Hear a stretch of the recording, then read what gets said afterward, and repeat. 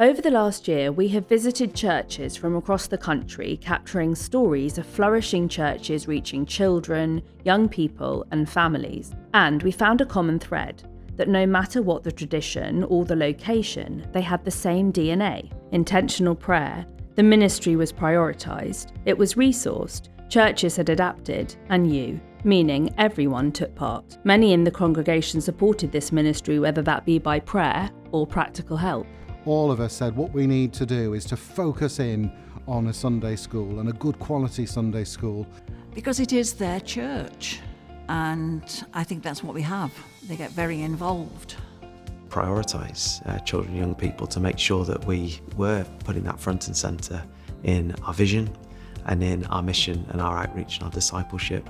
We just decided to go all in on the young families and the little kids, and so we really prioritised young people. It was one of the things that really attracted us to PBT when we first arrived in Bovey Tracy. We're looking around the churches.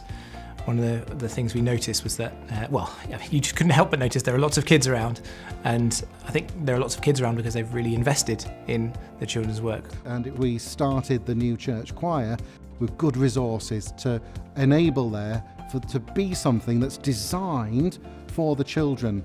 You learn different skills about how to improve your voice, and you learn how to sing properly, and you also learn about Jesus and God, so it's two things at the same time. We did invest in it in terms of training and really thinking it through and how we're going to make the service work and all the different elements of it. We all got behind it. But also in prayer, resourcing through prayer, and people really backing it in prayer. I had a 7:30 a.m. prayer meeting, and the team came along and are praying for young people, and they're resourcing it in their kind of spiritual lives as well. And when we were faced with the reality that it was the children and the young people who were coming back to church, that was when we made the active decision to rebrand our Sunday morning service from being the parish mass to being the family mass. And we changed the worship space by introducing chairs, getting rid of pews. We introduced food and much more catering and things like that. It's been a period of adjustment, I must be honest. It's been a bit strange, but I think we're getting used to it now, and it's been absolutely wonderful, and it's helping me use things that I didn't know I had inside me. I didn't think I'd be able to work with teenagers, but lo and behold, I find I can. So adjustment at the beginning, and now it's just great. We're one big happy family.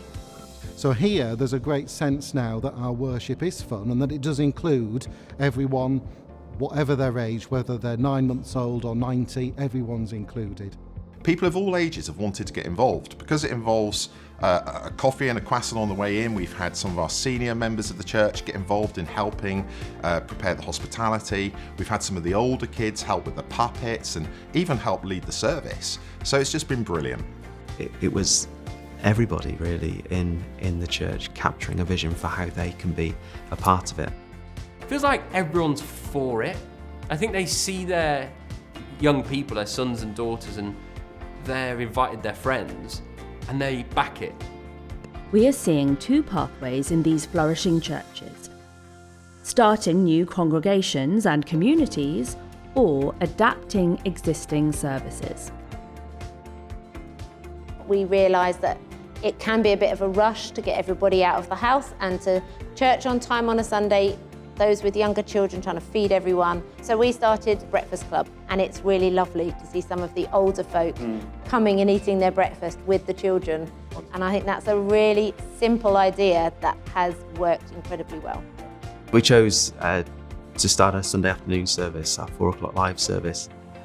That's really an informal, interactive, 45-minute service aimed at all ages, particularly tailored for those people who perhaps aren't from a church background. I think my favourite part of the service is the children's song.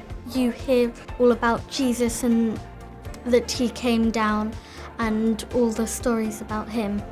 I like how we come in and we get to play a bit, and then we now talk about things about the Bible and about God. And just knowing there's someone there with me that I can go to outside of school to talk to and to spend time with, or just to pray in general. We come to church as a family because we really enjoy spending time together and praying and all stuff like that. There was only like 4 or 5 of us, but now there's like 20 each week. It's grown quite a lot.